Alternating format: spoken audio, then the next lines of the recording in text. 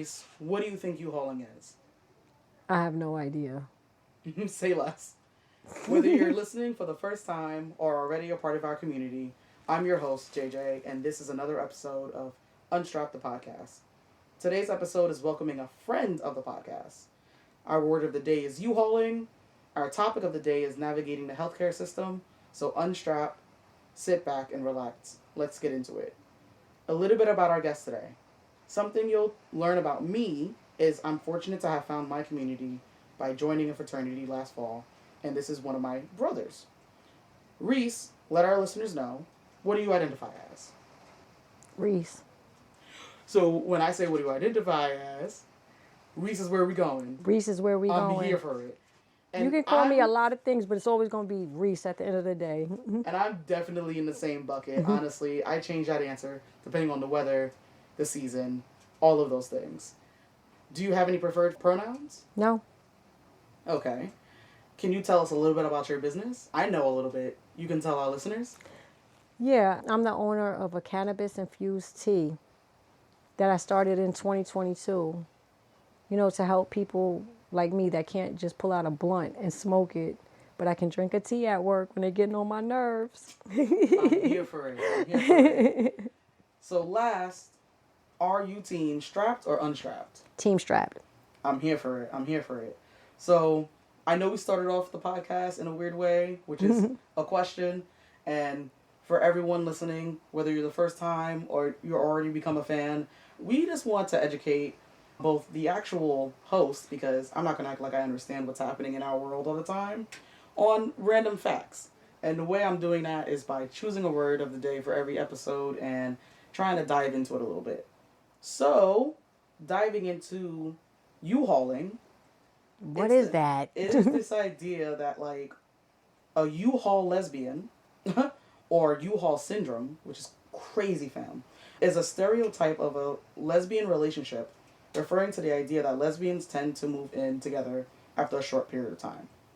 Do you feel like that's true? No. I would say that's not true for my situation. Right. Why do you feel like it's not true? That's not true for all my situations. Ooh, copy. Ma'am, you lived somewhere before you met me. So I guess you're not into the homosexual thing. I am. But it's like sometimes when we're too like always on top of each other and we're always in the same place or always around each other all the time, what are we going to talk about? That is true. If you're going to always be around me, you're going to know everything that I know. And if I'm always around you, you're going to know everything that I know already. And I'm telling, so it's like, it's funny. It's like I feel seen and attacked at the same time. Right. By that. Because as you know, I have a fiance that you know. And we have been together for 6, now going on 7 years. And we now live in the same space for exactly a year. So we just hit a year living together. What was it, like end of February or whatever. And, I think we just got to that point where we're like, damn, we need a bigger space. Okay. I need to be able to call something my own. And it has to be something that's not my work from home office.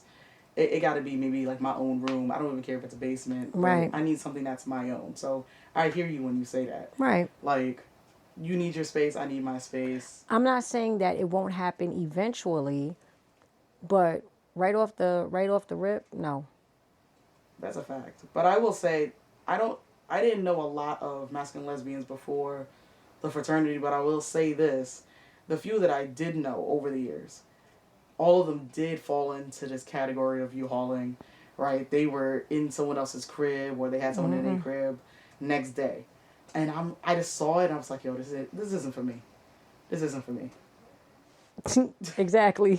But yeah, diving into our next segment called Temperature Check. Okay. And just once again, because a lot of our listeners are going to be new, and you're a first-time guest, Temperature Check is just a moment for us to like talk about what's actually on our minds. This is not necessarily something we've scripted or thought about ahead of time, but like, what's top of mind for you in your life right now? How can I protect my peace? Because it's very stressful out here. A lot of the time. A lot of shit is going on. So learning how to navigate everything going on and still maintaining my mental peace. I think that's the most important thing for me right now. What steps are you taking to like do that, or are you still trying to figure that out? Well, I go to therapy. Okay, I'm here. Team therapy. I do that once a week, maybe every 2 weeks, but I definitely do it monthly. Just trying to change some of the ways, like some of the things that I do naturally, like the way I eat, the way I see things. You know, I feel like life is a is a constant journey of learning. You know, education doesn't stop at grade 12, no matter who tells you. Life is the best teacher. So I think that's the best thing right now. I love that. I love that. I feel like top of mind for me is I'm 31, right? And like depending on the day, I either feel really young or really old, and I think it also depends on who I'm talking to. But top of mind for me right now is how do I, at my current age and experiences in life, help my aging mother, who's 73, navigate a series of things when it comes to aging, right? Whether it's how does she navigate the healthcare system? Right. I'm in a tech. I'm a nerd. Everybody knows that, right? But how does healthcare work? And like, how do I help her navigate it? Like, she's someone who works and she's Right. proud of what she does. She's a social worker, right?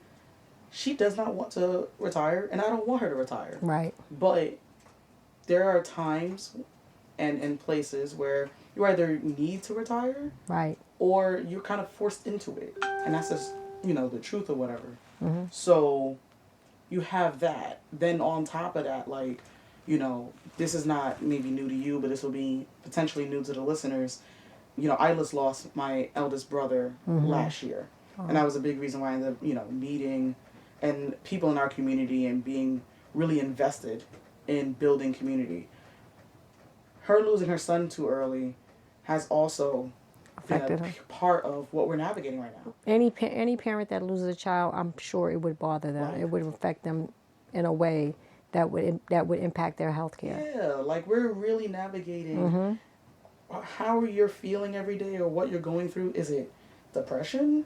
Is it aging? Is it both? Like, that's what's top of mind for me. And so, I took a little bit of time off of work to try to help her through things. I'm glad I shaved my head because I would have pulled my hair having to go through this process with hair. But it also made me think, like, damn, how many people out there are trying to do the same thing I'm doing or worse? Like, you are the senior in this case and you're trying to figure this out yourself. Right. That's crazy. Right. That's crazy.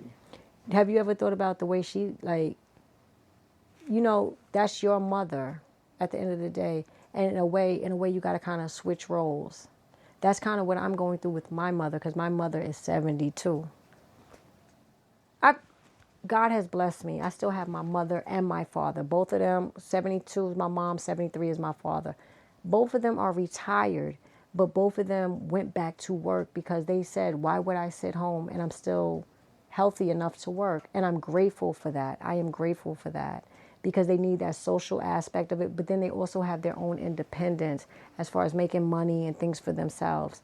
But also at the end of the day, y'all, you are getting older and you do need a little bit more of assistance, And me as your child, you did it for me when I couldn't do it for myself. So why wouldn't I do it for my parents when they can't do it for themselves?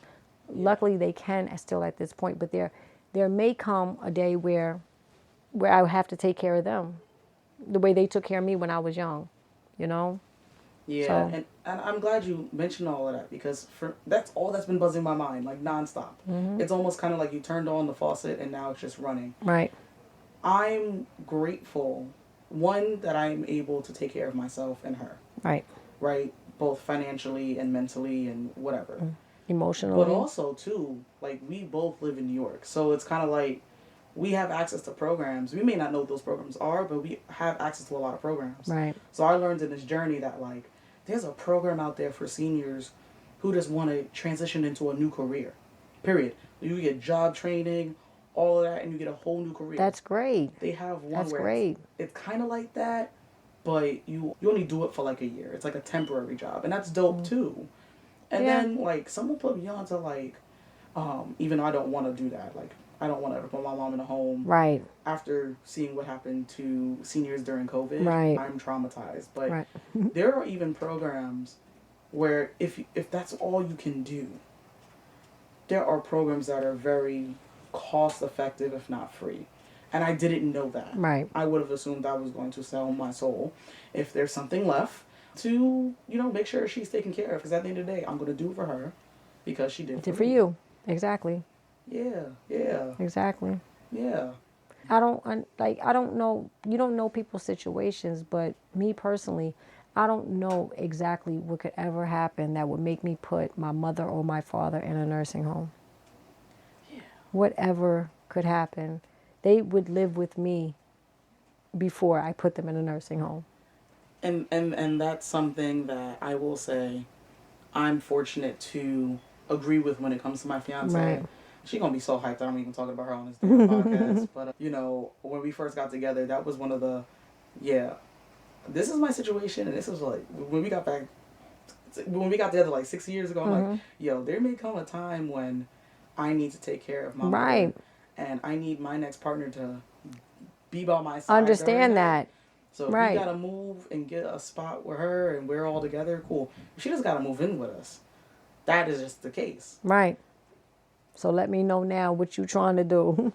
Big facts. So, as of right now, she's all on board, and I think it's because Great. a lot of us in a certain age group are already seeing our parents' age, and so we're able to connect, right? Just like me and you are connecting, like we're able to connect in our home and say, look, this may be a big home one day. Right. We're gonna figure this out. Right. So I love that. Yeah, but I'm gonna jump into our next segment. Our next segment is called doom scrolling. Once again, just gonna explain what that is because we're still new here. The idea here is, hey, if we catch something in the news or something funny on social media that we just want to bring up on the podcast, we're just gonna do so because why not?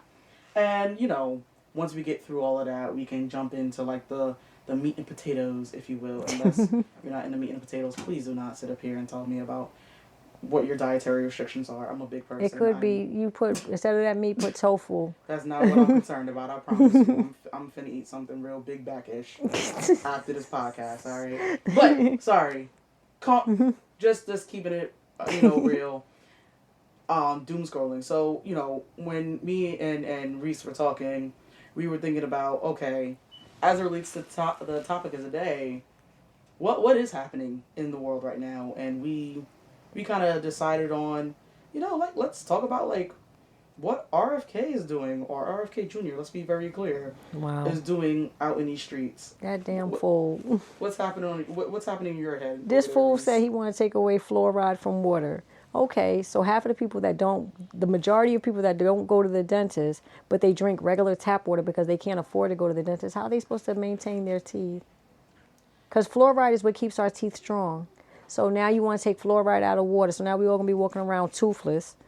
Then on top of that, sir, you don't believe in vaccines. You notice how we got measles, polio, shit that hasn't been around in years. It's all popping back up because he doesn't believe in vaccines. That's ridiculous. That is ridiculous, sir. And then you're the Secretary of Healthcare and Human Services for the great piece of shit United States of America. Yeah. Yeah. The rest of the world is laughing at us, right? They looking at us like we're fucking stupid. Oh, yeah. We're on, a long SNL skit. I had a cousin that recently just came back from Sweden. Went to Sweden, had a great time, but couldn't get over the fact how they were laughing at her and her peoples because they were American. And they had pictures of Donald Trump and was like, and they were telling her to her face, you are so stupid. You are so dumb. It's funny how the rest of the world can see what America can't see. That. And it's sad because, I'm one of those people that you can tell me anything and I'm going to give you, I'm going to play devil's advocate because it's fun for me. I'm going to be like, no, you're right. But honestly, when I think about some of the things that are happening, and if you are completely lost in this conversation, let me give you some kind of high-level topics that are, going down in RFK Jr.'s world.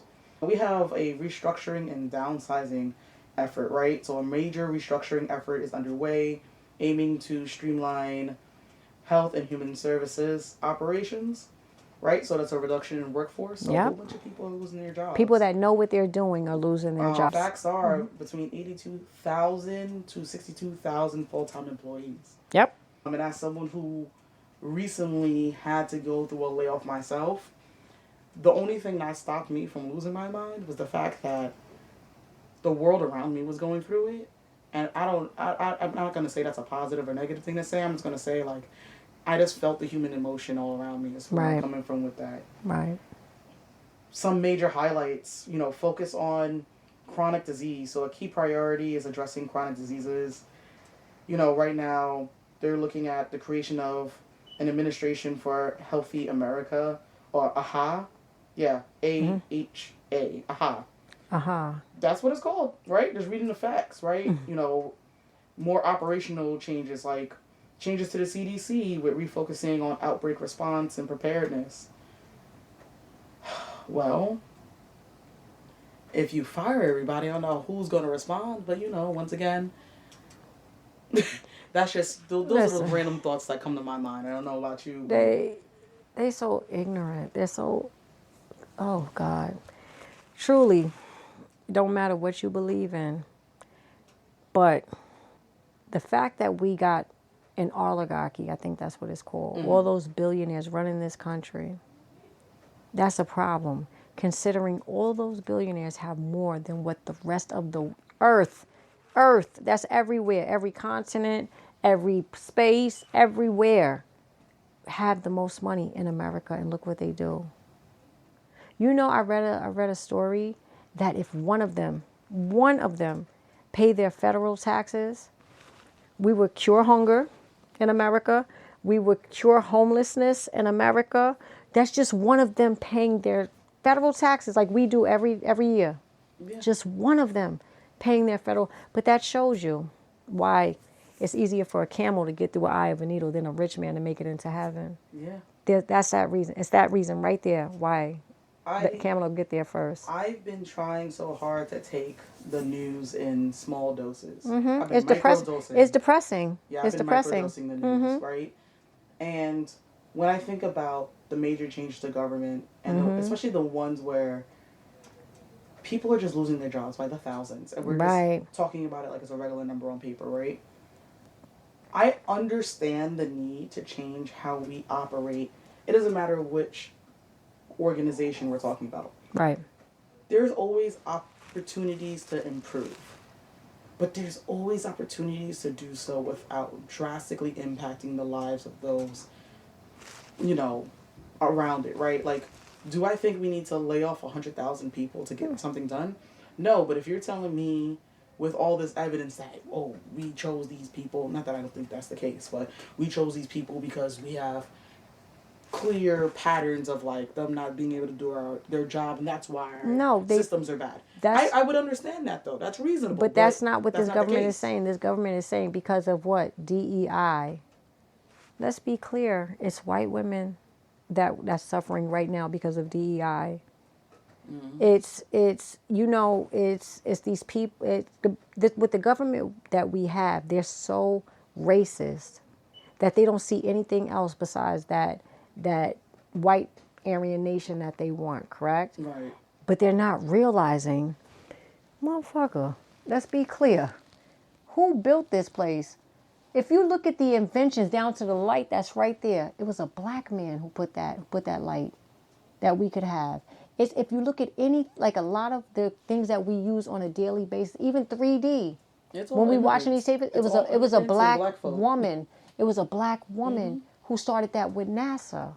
It was, and it's so ironic that it takes movies like 6888 that was on Netflix recently for us to see, oh shit, women was actually in the military handling business, because they'll make it seem as if that we ain't shit. We because of the color of our skin, we're not smart. But emphatically, we hold the most degrees. We're the most educated. And it's like, and it just makes them look really stupid and foolish. Yeah. But, and that's how you already see the banning of things. And that's something that disbanding of things. Right. Take Target. How do you think Target feel today? before the day, Target. they said that we're going to not do DEI. Target has their feelings hurt right now. Like, Real- I know real Target is bad. a company, right? I understand there's the company and then there's the people behind it. Uh-huh. But I will talk about Target as a human being for a moment. Because I know their feelings are hurt. Oh. I know their feelings are also hurt. And you can always tell who's hurting the most or who's trying to be ahead of the game in terms of, oh, that's what's happening over there. Let me get myself together. When I turn on the TV, there are two types of commercials coming up right now. It's Target commercials going, we still love you, black folk. No, wait a minute. Did you see when they put Lorenz Tate and Nia Long? Like, what's that shit back in the day? The poetry movie. I know exactly what you're talking about. Oh, it's on the tip of my tongue. Love Jones. Yep. Love Jones. And I was looking, I was like, but you know what? I couldn't even be mad at Lorenz Tate and Nia. Get your coin. You damn right. Get your coin. Ain't nobody gonna still go up in there, but get your coin. So Target is on a nonstop, like, I'm sorry, black people. And that's what the narrative is. I don't care what anyone says. Nobody want to hear That's that. the narrative. But then the other commercial I see a lot, and I haven't seen them go this hard in the paint in years, which is McDonald's. Oh, yeah. McDonald's has always made it clear to the black community, we love you guys. We are donating en masse to your local churches. We are making sure you see yourselves in every single one of these commercials. And let's be clear, I'm well-traveled. I know depending on where you are in the world, you may be seeing different commercials, but I'm letting you know what I'm seeing in New York. Right. Those two companies are going head-to-head because McDonald's don't want that smoke. They don't. McDonald's does not want that smoke, You and gotta, a lot of the other companies. but also that think of where, not only are you well-traveled, but so am I. So let's be clear. And predominantly a lot of quote-unquote white neighborhoods, you're not going to see that many McDonald's, but you go to a black neighborhood, they're going to be like a bodega. Posted. Like a bodega. They're going to be on every corner. Every corner. Also, friendly reminder, if you were listening to this in a weird place that is not New York City, not a weird place, but you know where I'm going. A bodega is a corner store. Oh, yeah. It's our version of a condensed grocery store, and we really love these places. That sells It's a part chopped of New York- cheese. Yeah, it's part of the New York way of living, so just keeping that in Right. mind. But yeah. You think about it, you're like, they don't post up in their neighborhoods. But then again, now that we are starting to see things, like what's killing me with the government also, oh, we want to get rid of TikTok so they don't get your information. Who the fuck are you trying to, right there, I believe that's a Samsung TV right there that we looking at. Right. Look, I probably got a Vizio in my room. Like we said, the majority of my clothes made in China. Watches, even down to the hair that we wear. We get it from where? China. Rare. Well, when I used to have hair, Yeah, right, I know y'all know right. I'm bald now. But, you know, Reese saw me probably with hair. When we Yeah, first met, and then that was it. Like the next week, that was it. Chopped. But I like it. That's a good look. Yeah, but no, I think we have a lot of growing to do as individuals and as a country. I just feel like I'm just gonna say this. I know how I voted, and this is not a political podcast. Not at all. You'll also hear me say, like, it's also no longer my business, right? I'm tuning in and microdosing, and I'm going to be like, all right, cool, what's happening? But also, it wasn't me. Right. It wasn't me. Like on April 5th, when I looked on the TV at those protesters out there, none of them looked like me. None of them. But then again, you know what else I noticed with those protests? I didn't see any bloodshed neither. I didn't see any canisters of smoke being thrown in the crowd. I didn't see any dogs being released. I didn't see people SWAT coming out to them, like because they were protesting peacefully, because it was very different when they were doing Black Lives Matter all around the world. But you also didn't see a lot of coverage. Right. There wasn't a lot of coverage on the stuff. Right. But look at this. It's like everybody sat there and just looked at it, because it really was like we said something before you voted him in. But the problem with America is, it's not even so much that the problem with America is they're so used to lying that, like, they won't even admit their original sin, slavery. It's better for you just to admit it, because we all know that it was there. We all know who made the White House. It was slaves that made the White House. So let's be clear. We all know that exists. The thing is, America's trying to tell tell people, don't let kids read this book. They're trying to whitewash it. For what? That's what it was. How can we move on from there? But we can't move on from there because you will never admit the truth of what happened originally. You understand? Right. America will never admit the truth to what they have done. You know, and it's unfortunate because you're like, damn, this all could have been different. Yeah. But because people want to lie, that's why we still here in this place. That's why, you know, you got white people not liking black people. Black people, I'm black people not like white people. Then when COVID was going on, everybody was punching Chinese people in the face. Yeah. For what? And I live in an all-Asian neighborhood. But you think about it. Me out, before COVID, my people didn't deserve that, and I'm not Asian, but like, yeah, those are my people. No, you think about it. What before COVID started? When you was going down to the fucking Chinese food talking to Ming Lee, or you was when your girl was getting her nails done by Ming Lee, was she a bad person then? No. It's like, so I didn't understand the reasoning.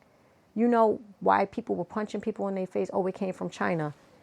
That's what our lying ass government said. We don't know. It could have been them that put it out there. You think about, didn't they infect black men, the Tuskegee Airmen, with polio, trying to say it was other stuff that they were giving them? But so let's be clear. This government is known for lying. Right. Known for lying. But you know what? That's why it's important that, you know, we stick together as a community. Yes. And hold, you know, our family and our friends and our community down. Right. As we, you know, we try to navigate this. And who knows, maybe we may see in our generation a big enough change. I'm not going to say changes, but right. a big enough change that make us feel like, okay, this wasn't all worth nothing. Right. But, you know, I'm really excited to get to be able to have that conversation with you and just know where we align on things. And I love that. You know, that's what this is about. It's about talking to our community, about our community, and about what's happening with our allies. Right. Our friends and family. We're all connected. All connected in one way or the other. That being said, I'm super excited. We're going to jump into the main segment, which is Aight, so boom. Now, if you are not a New Yorker and you don't know someone from New York, Aight, so boom is a wild way that people start off sentences out here. Lord knows where it actually came from, but I'm not going to lie, it feels so natural to say. And so for me, if you're about to start a very long story of some kind, Aight, so boom is how you're going to start it off. So, you know, the topic of the day is, you know, navigating the healthcare system, and we're doing so from the perspectives of being masculine lesbians. And so, like, I don't know, Reese, do you want to start about, you know, how you've been able to navigate the healthcare system and how that even really see your business? The healthcare system in America is not good. It's not good. It's like if you have money, you're getting good care. If you don't have money, you're not getting care at all. So that's the first problem. Because everybody deserves care. At the end of the day, everybody deserves care, regardless if you man, woman, gay, straight, whatever. It doesn't matter. It's everybody deserves health care. In my own personal situation, because you do know, but I suffer from MS. I've had it for over 24 years. Sheesh. But I just started walking with the cane maybe 3 years ago, a walking stick 3 years ago. So for all that time, I've had it. I'm taking my infusions. I'm doing everything, you know, they say to do. But I still have this, you know. And it's like I was doing well with just because I take a 3-hour infusion once a month. But also at the same time, I was getting physical therapy. Physical therapy was helping me to walk so I don't walk like a robot. I can just walk regularly. So I was doing extremely well. But because of health insurance, they said I was doing too well, and they stopped it. They didn't stop giving me the poison that I was getting in my veins every month for 3 hours. Because you think the pharmaceutical company makes that drug that hangs in that bag. Right. And that I sit there for 3 hours and I take my infusion for the month, right? But the thing where they're stretching me, they're walking me, they're making sure that I'm good. They're, you know what I'm saying? Right. Allowing the body Allowing to do the body was what it's humanly supposed to do. Our body is, God made our body amazing. It has the ability to heal itself. It really has the ability to heal itself. Case in point, growing up, my father was a very bad alcoholic. So his liver started to act up. He stopped drinking for like maybe, I want to say he stopped drinking for 15, 16 years. You know his liver seems like he never had a drink in his life. Wow. So the body has a way of, but we don't eat right because they put McDonald's and shit in our neighborhoods. Yeah. They're not going to put a Whole Foods where we can get nutritious stuff, where that will actually help you. If we eat fruits, there's certain fruits that help the eyesight, that helps the blood vessels. It works, it heals you literally from the inside out. Right. What they try to do with healthcare is, I'm going to give you a pill for that headache. I'm going to give you a Tylenol, ibuprofen for that headache. And I'm not going to tell you that it's going to fuck up your liver if you continue to take it. Yeah. So now, not only do I have a fucking headache that's driving me crazy, but now I got a fucked up liver to worry about. You see what I'm saying? All pharmaceutical. But if you got the right amount of sleep, drink enough water, you know what I'm saying? Exercise, and you actually did the things that you would do naturally, then we wouldn't have these issues. So is that... Did all of these things in terms of what you're, consuming inspire your business?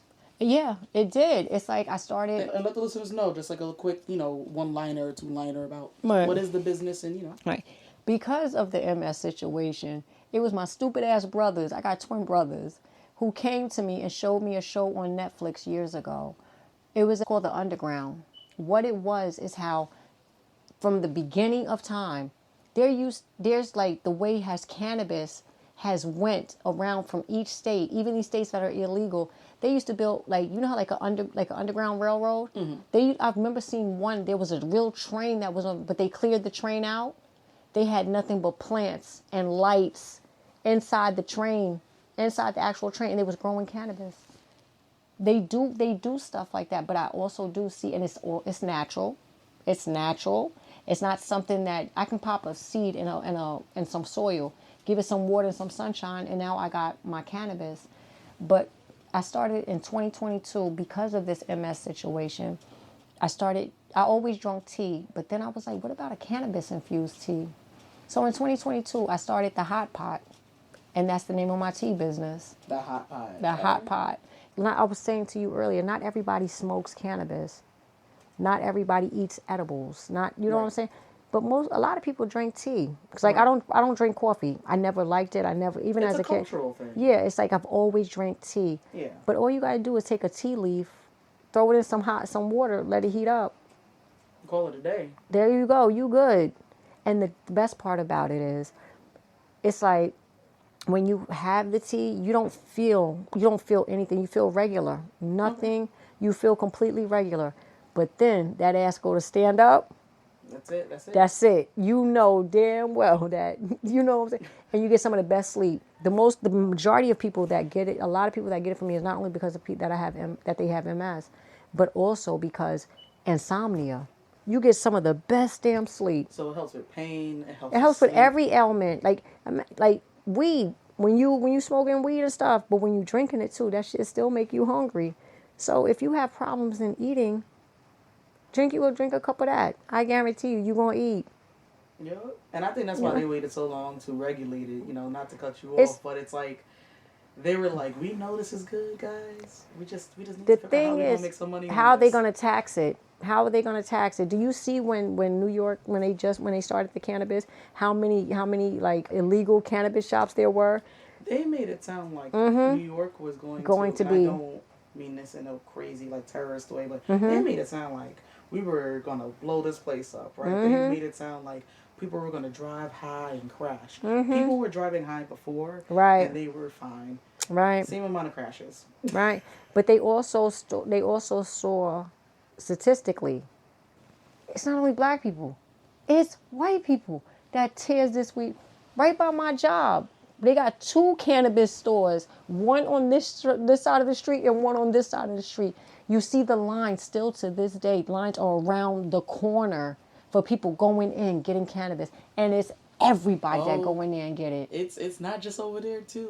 Like you I said see before, you see I it. live in an all-Asian neighborhood, there actually. I know I'm black, y'all. But yeah, I'm that one black person on the block. But, we got our little smoke shops popping up. And I'm like, oh, I see y'all. Word.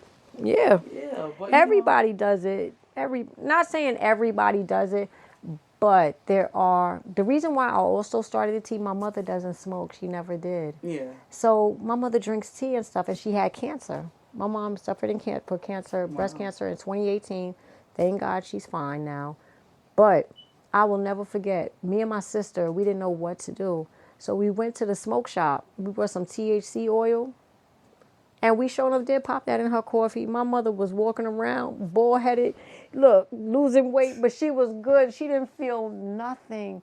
And then after, because she doesn't smoke or do anything, we had to tell her after her treatments and everything. Once she beat it, then we was like, Mom, we need to tell you something. She was upset, but she was more happy that she was okay. Yeah. I have a quick question for you. Mm-hmm.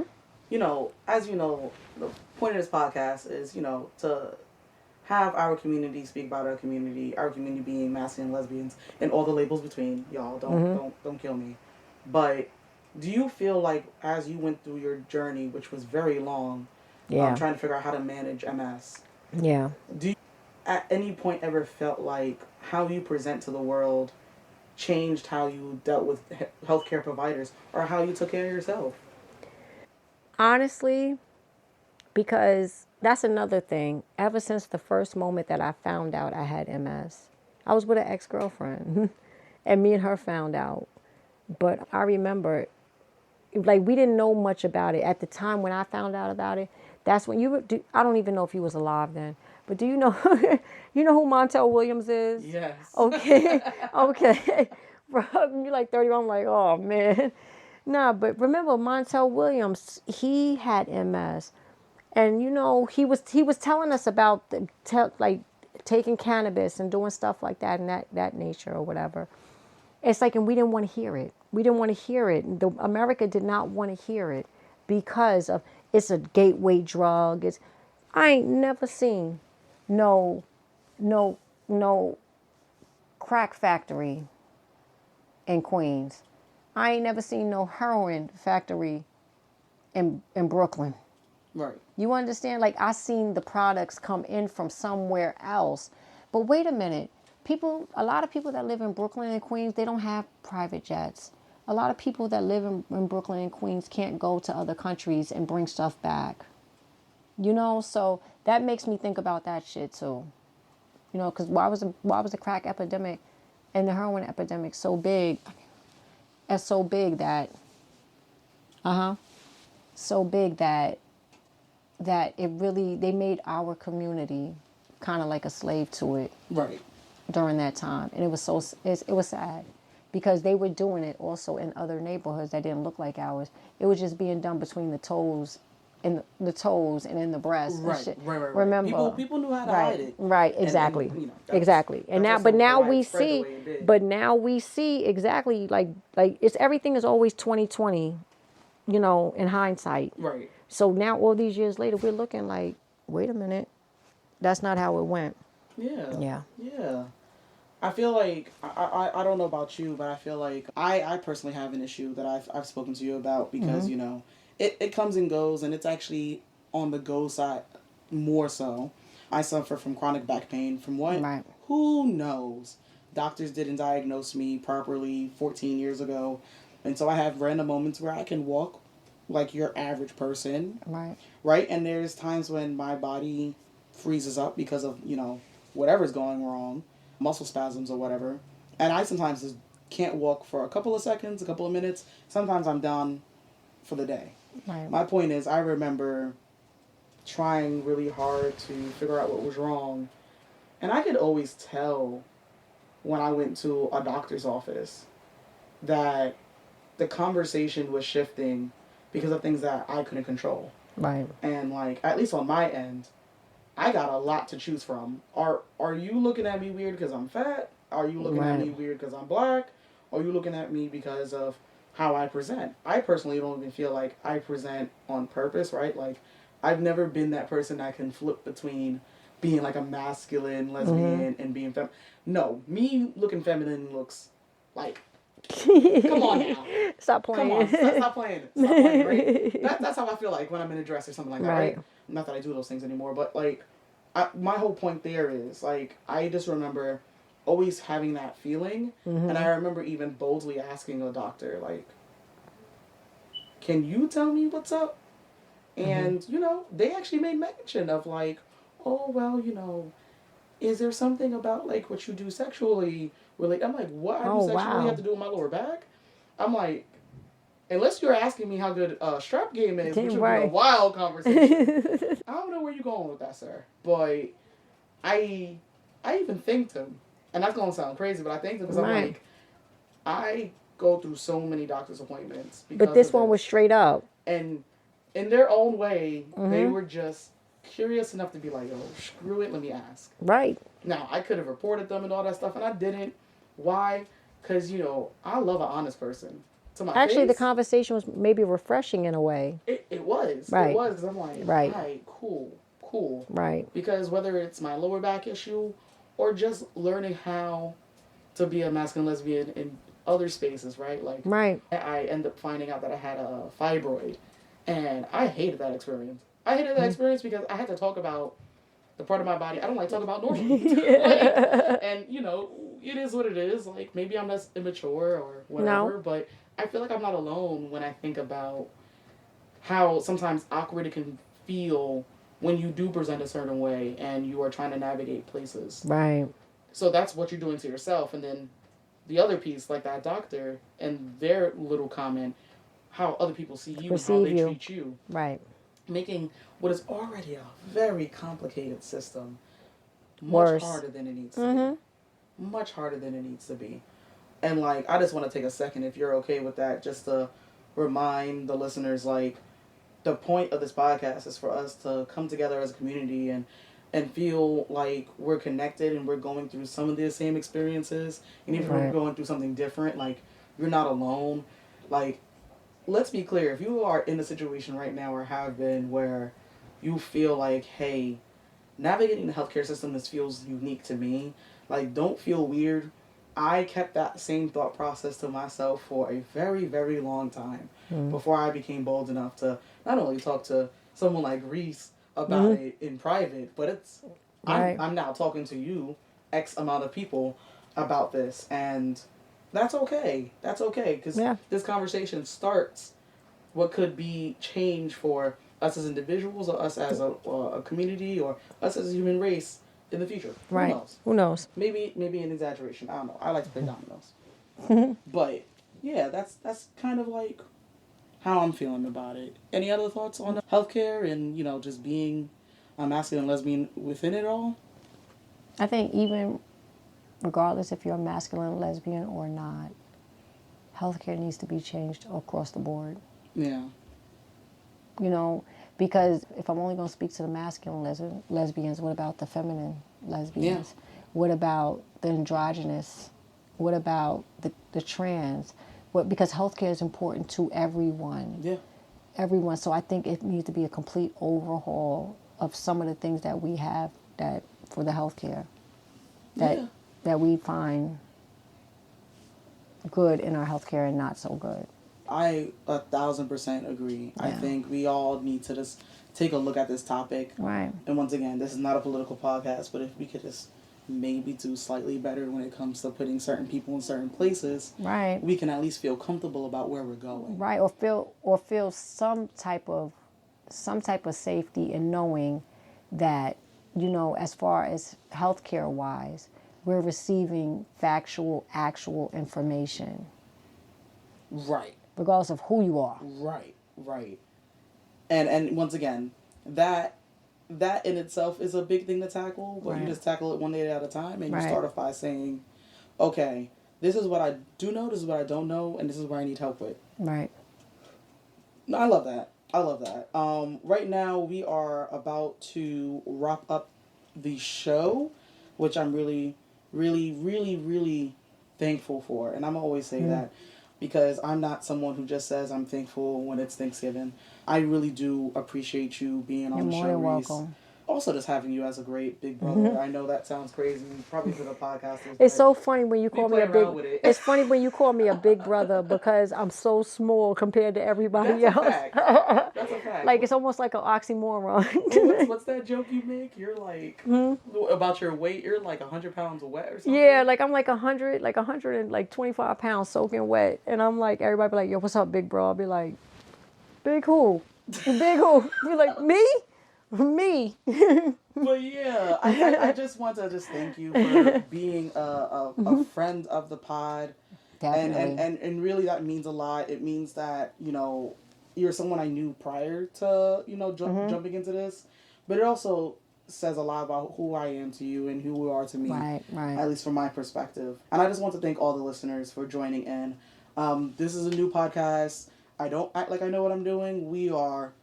This is a very raw podcast in the sense that what you're going to hear is what you're going to hear. And, my goal is to not necessarily make this an easy podcast where I could just talk to myself all day. I can do that all day. I can just talk to, Reese all day. I would love to have you back. But I want to hear from every single one of us in some capacity. Right. That's a wild statement, but I'm so serious about it. Or dead ass. Everybody got different ideas, different thoughts. And, different when experiences. you, kind of like my mom, she said it when we were young. She was like, baby, she was like, before you make any big decisions, she was like, you always put everything on the table, everything. So you put all thoughts, everybody's kind of thoughts in the podcast, and then you put it all, you throw it out there on the table, and then we see what masterpiece we come up with. And I love that. And that's what I'm trying to do. That's what I'm really trying to do. So, if you are listening and you vibed out with this episode, or you're like, hey, I can see myself being Reese, right?